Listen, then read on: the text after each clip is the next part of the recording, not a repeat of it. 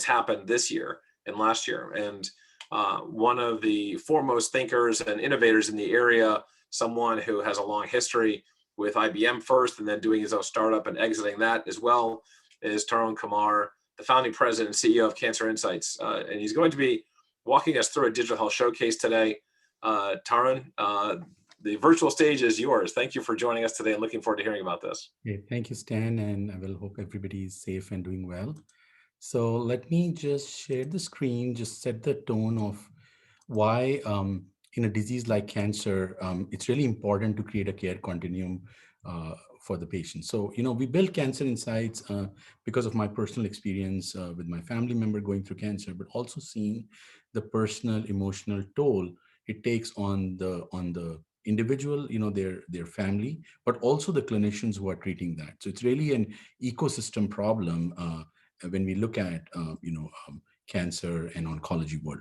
So as a result, we developed a technology called Cancer Insights, and it's our goal has been to develop a real time, intelligent, and a learning health platform, right, for decision support. And why we talk about these specific words, and it's very important to understand the workflow of a clinician, right? um, a clinician's workflow is all real time. They're looking at the patients in real time, they're making decisions in real time. So anything that we provide to those clinicians has to be real time. The system has to be intelligent. And when I say intelligent, it's not just using AI, which is obviously central to making a decision support system, but also being intelligent in terms of workflow. So, you have to get into the weeds and understand the workflow of the clinicians and the patients and really build your technology around that. And finally, with a disease like cancer, one of the only ways that we can conquer is by building a learning health system wherein the oncologists are making an optimal decisions, looking at all the new drugs, all the new pathways that are coming in. And so that's why that's very important. Now to frame the problem from an oncology perspective, right? When you look at oncology as a disease, right, it's very complex because of a multidisciplinary approach. It's also complex because it's a collection of diseases, not just one disease. And finally, it's a very underserved market, which I'll talk about in a little bit. Also, when you look at the economics of the problem, it's one of the most expensive diseases. It's come to be called as something people say we can't afford. It accounts for a big part of the expense in today's healthcare. And when you boil down what the key drivers of these inefficiencies are, you will see that it's really the siloed data. It's data that's sitting behind the systems. And even if you look at integrated health systems and really talk to the clinician, they struggle with their workflow, right? A day in and day out. And not to mention when the patient comes from a different health system, how many days, weeks it takes to move the medical record, the missing information, and so on. You know, if you look at the day in the life of an oncologist, you would really learn to acknowledge how much inefficiencies that exist, right? The systems that you look for EHR were built for billing and compliance. So the true workflow that the clinician needs is really a stitched instances of all of the things they have to do. And it's very discerning to see how much inefficiency the system has. And finally, when all of this combined together, there's really no time left for engaging the patient. There is no, patients are mostly left to, going to ER, fending for themselves. They get a big binder that they, on the first day about their cancer. So there's nobody engaging them, not just to understand what they're going through, but also empower them to take charge of their cancer. So with one of these three goals in mind, we developed a new way of looking at oncology and running a decision support system by really starting from the data, right? Tackle the first, most complex problem first. So today in our Cancer Insights, and that I'll show you a brief demo of it, we connect into every major EHR systems to the network.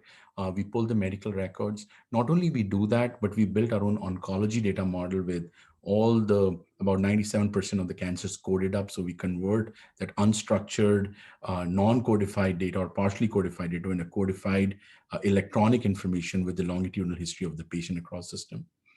Also, one of the things that we have noticed is if you engage the patient even before the first oncology visit, the the efficacy and the outcomes can be substantially altered. So as part of our bidirectional platform, which has a piece for the patient and for the clinician, you can really start the engagement even before you first see the patient, right? And that sets the tone of creating a very good collaborative care model. Now you do that by two things. First, you ask them the things that they know, right? Their personal history, reproductive, social. So there's all of these templates that they need to fill up that generally is done that when the patient shows up in clinic, that you can actually offload as a work to the patient, also use that to engage them.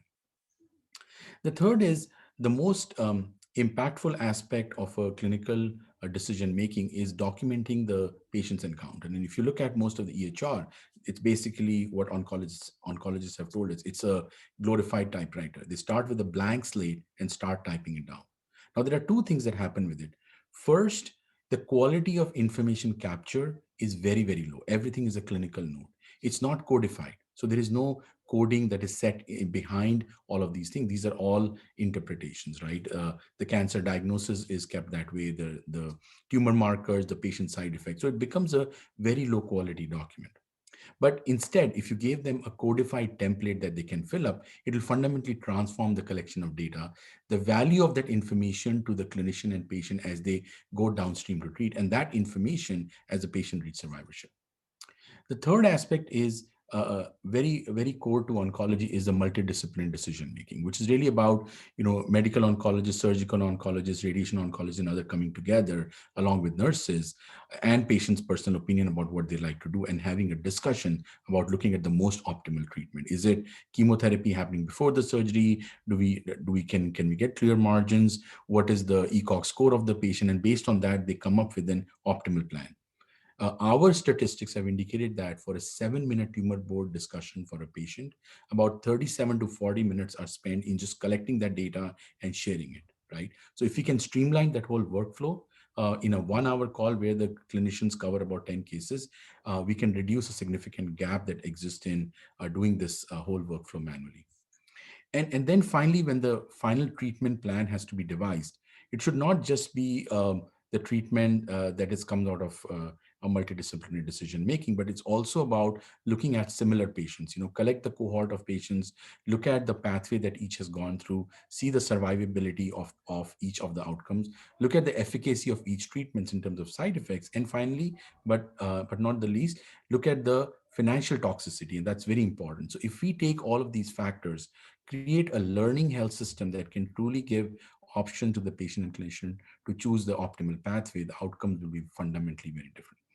And as the patient goes through the treatment, all the side effects, a bi-directional system can then alleviate it. And finally, if the patient reaches survivorship or needs a clinical trial, that highly codified information can be used to efficiently match the trial.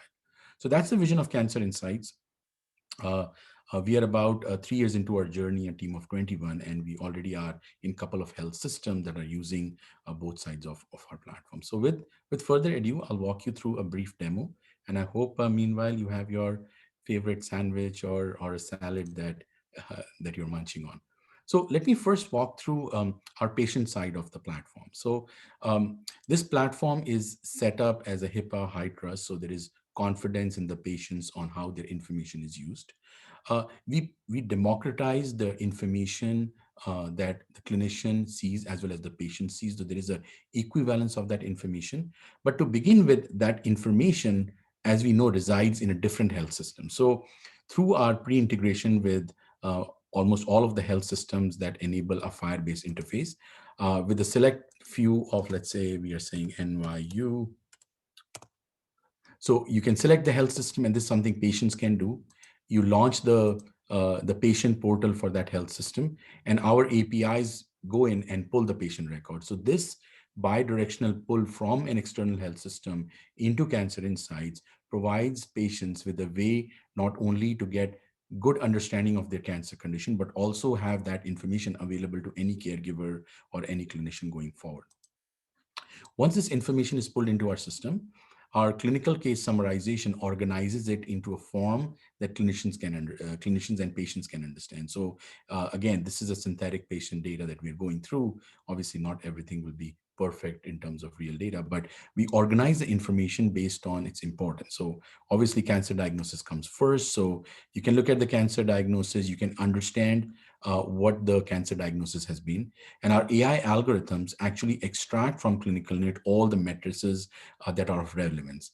Because we have an oncology data model, we know for a particular cancer type, what are the metrics that we need to pull. So if it's a breast cancer, we know the metrics of importance are the ICD codes, the lymph node status, the ER, PR, HER, and so on, right? So it's very powerful when you take those information out and make it available to the patient, right?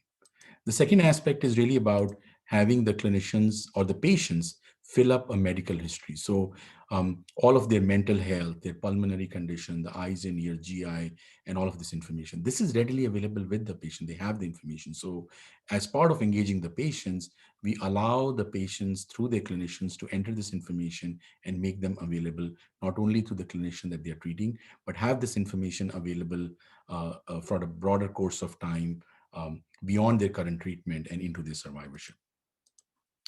Similarly, your treatment, whether it is a chemotherapy regimen, whether it is surgery, if you look at a typical EHR oncology data, you have hundreds and hundreds of drugs that are given. Some of them are supportive medication, some of them are side effect. Over the time, that noise in the data gets excalibrated, which means that for an oncologist or even for a patient to remember, hey, what were the drugs that were given? How many times they were given? What was the schedule of my chemotherapy? Almost becomes impossible. So because our system understands those nuances of oncology, we extract those and make them available in real time to the patient. So not only during the treatment, but even after that, that information is very valuable for survivorship. As the patients go through the treatment and they encounter side effects, a codified and a clinical trial level recording of the symptoms is very, very valuable, right? If you look at the value of clinical trial, it's shown its value, in COVID-19, right? Things that would have taken years to come to, the drugs that should have taken years to come are now coming in, in a matter of months. A big part of that is the evidence of efficacy. So if we collect that evidence of efficacy at the point of care, right, the value of that information downstream, both for treating the patient as well as looking at the value of certain drugs, just becomes exponential. So this is one of the things that we've been able to do by engaging the patients at the point of care, soliciting from them the key metrics that indicate the treatment is going well or not, and then really use that information to reduce those symptoms, prevent them from going to ER, and make sure they stay on track and complete the treatment. Again, they go through a multitude of tests and treatment, and obviously including imaging. So these are very valuable during the course of treatment, after the treatment, and so on. So a codified information that comes from EHR will be much more valuable. But in absence of that today, our systems allow you to create some of this connected into the other health system. There are other things that the system already does. For example, you can ask the patient to complete their social, reproductive, medical, and other history. These are reported in real time, and these can be edited both by the patient and clinician. Um, Patients are encouraged to record their symptoms, their side effects of the treatment or of cancer. Again, all of this is codified, which means that when we are looking at efficacy evidence, it becomes very easy to do that.